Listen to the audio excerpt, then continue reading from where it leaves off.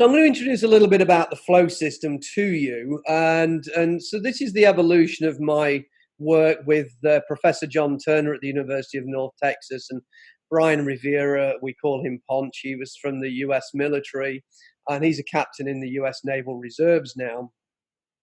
The idea of the flow system was to take our learning from Toyota's production system, our lean thinking, our lean learning, and various aspects from systems thinking world, but then to sort of evolve that and to say there are areas that lean thinking doesn't cover. It's not enough.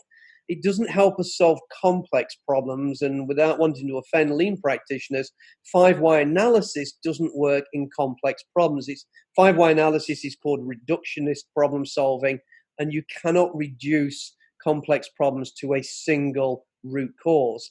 We also need new leadership behaviors, and that's called distributed leadership. And the summary of that is centralized coordination, distributed decision making, and then team science, which is how we understand how the best ways for teams to interact and work together to build effective organizations.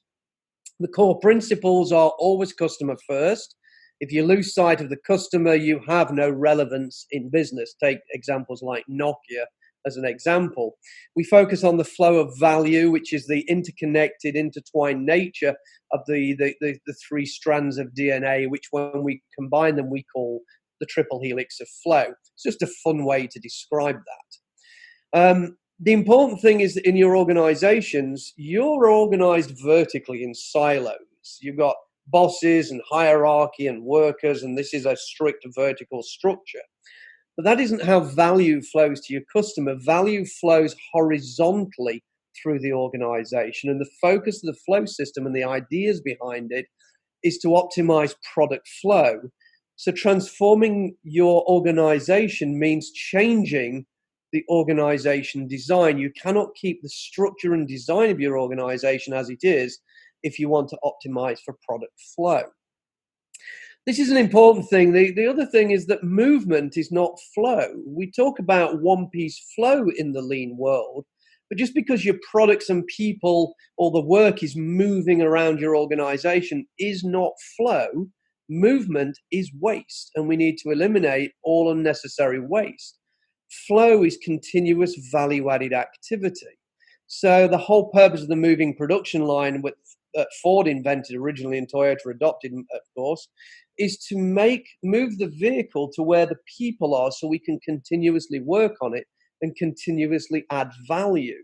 The movement itself is waste, but we've reduced that to the minimum so we can continue to add value to the product and service that's being processed.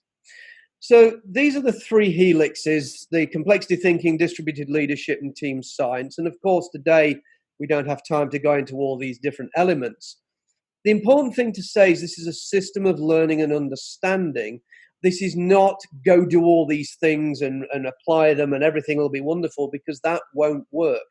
The flow system is not a framework. It is a system of learning and understanding to guide your thinking so you can create your own way.